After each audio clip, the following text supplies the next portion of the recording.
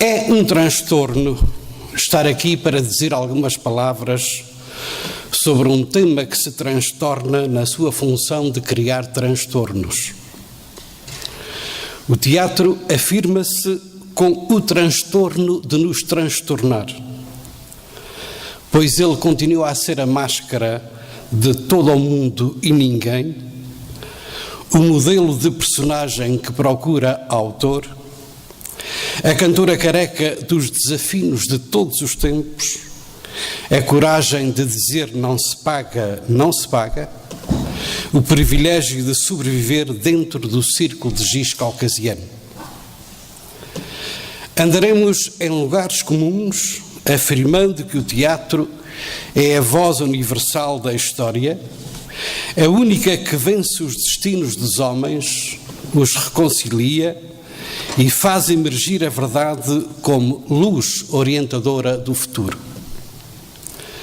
Não descurando o facto do teatro ser, por excelência, a expressão unificadora de todas as artes, ele é, acima de tudo, a razão que aglutina dialeticamente os valores da justiça social. Sabor à vida tem o teatro, dando sabor à vida, mesmo que, por vezes, encontre amargos de boca. É um transtorno que nos apoquenta, embora Strindberg tivesse uma concepção de teatro bem mais venerável com sabor espiritual. Cito-o: durante muito tempo, o teatro, como a arte em geral, pareceu-me ser uma bíblia dos pobres, uma bíblia em imagens para os que não sabem ou não podem ler. O teatro tem acompanhado sem desfalecimentos as crises ideológicas que afetam as sociedades. Se é verdade que se tem deixado revestir por compromissos estéticos de cariz literário e plástico, compromissos dos quais não pode prescindir porque é arte, é também verdade que se tem comprometido com os grandes problemas sociais e políticos. Ideologicamente, ele foi sempre um acontecimento realizado sobre um fio de arame à altura do perigo de morte sem rede. No entanto, a sua capacidade de resposta resolutiva superou e supera qualquer transtorno contraditório. Embora a afirmação seja antinatura, o teatro é o único animal doméstico que o poder não consegue domesticar. Seja esse poder de que tipo for, o mais culto, o mais democrático, o mais generoso, o mais tolerante, vai manter-se sempre a uma certa distância, não necessariamente de hostilidade afrontosa, mas de receoso contrapoder. O teatro usa as palavras e estas, mesmo que separadas por silêncios, podem ser gritadas e os silêncios também. O poder não gosta de gritos, quer gritar sozinho. Depois de gritar, tapa os ouvidos e de castigo mal consegue dormir. Porque o teatro é ainda um perturbador de consciências, um vírus que usa os sentidos para fazer explodir os vícios do poder, cumprindo uma escala de gravidade com pormenores denunciadores das cumplicidades e das corrupções existentes, conhecendo as camas onde o poder se deita e até de que lado ele acomoda as suas mentiras e os seus pitáfios. Claro que o teatro também tem tido os seus momentos de fraqueza. Nem sempre conseguiu ser o salvador dos amores impossíveis, o cais das causas perdidas, o lenço que enxuga as lágrimas do oprimido, a bandeira que é preciso desfraldar em qualquer país que conquiste ou reconquiste a liberdade. Ao longo da história, o teatro correu seus riscos de morte. A sua profissionalização, por exemplo, trouxe malefícios ideológicos por conta de cedências materiais. Depois deste passo, que Foi também o reconhecimento público de que o teatro pode dar pão a quem nele e por ele trabalhe. A sua intervenção sociocultural ficou, de alguma forma, comprometida. Mas não foi mais possível adiar a generosidade do espectador. O século XX foi para o teatro e para as artes em geral o século das pesquisas técnicas de comunicação, da renovação da escrita, da modernidade e da afirmação da engenharia cenográfica. No mesmo propósito de uma simples encenação, misturam-se formas de expressão que parecem digladiar-se, mas que acabam por se tolerar e por se deixar enriquecer pelo contributo de cada uma delas. Neste momento, assiste-se ao pousar dessa poeira inovadora e perturbadora, uma vez que a imaginação, mais do que a criatividade, não parou nem para pensar. E ganhou mais um inimigo que ele deve ter como de estimação: o mundo da informática.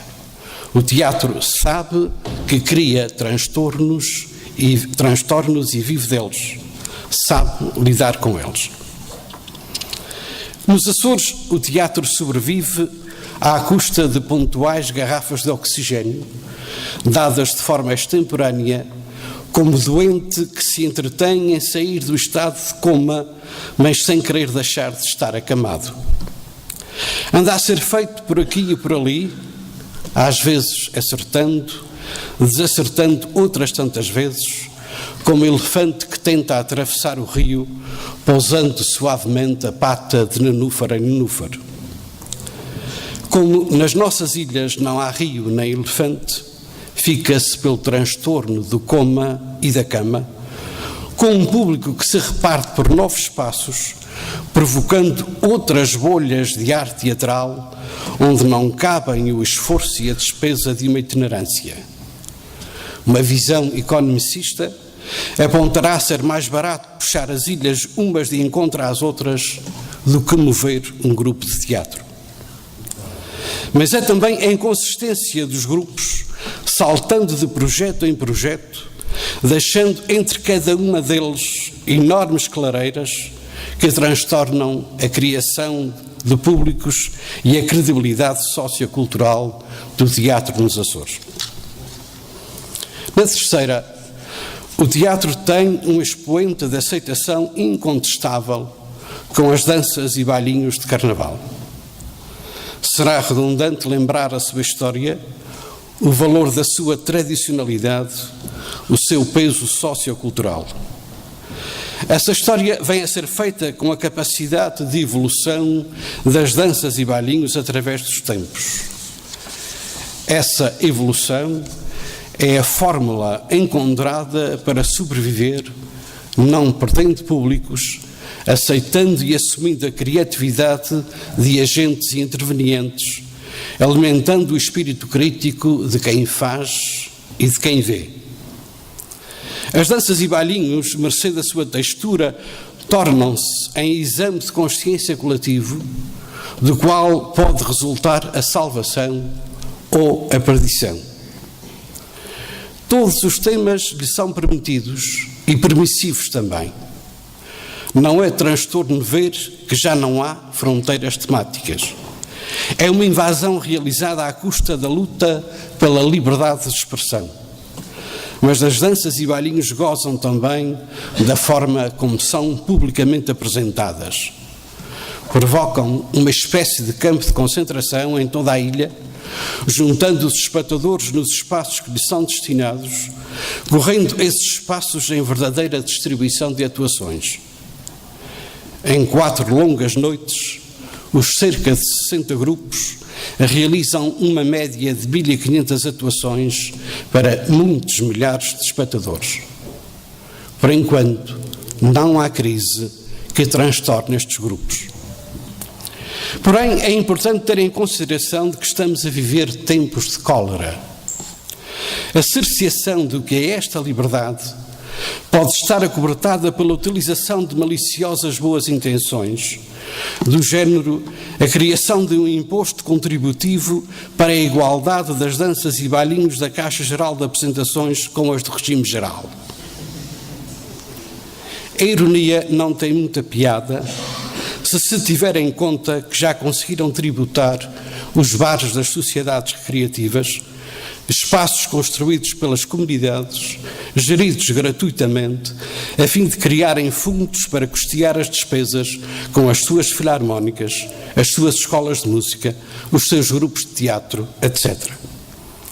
É um transtorno chamar nomes a quem legislativamente tributa, não se esquecendo de enviar os respectivos inspetores com o seu poder de multa e de lavarem a falta de vergonha social de quem os manda. É neste contexto que o absurdo ganha profundidade filosófica. Nada é mais sórdido do que ter um poder que, em vez de apoiar, se compraz em vampirizar a cultura do seu povo. Nesta edição de Outono Vivo, o teatro tem direito a camarim suite e a um número de ações que lhe dizem diretamente respeito. Não falte fôlego para tanta oportunidade. Do que venha a resultar, aceitem-se as consequências.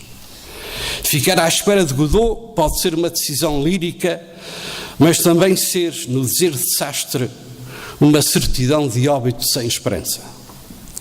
Porque provavelmente está na hora de voltar a fazer teatro de intervenção direta. Um teatro que retire os enganos do cotidiano e provoque a reconciliação entre as pessoas através da gerência correta das suas emoções.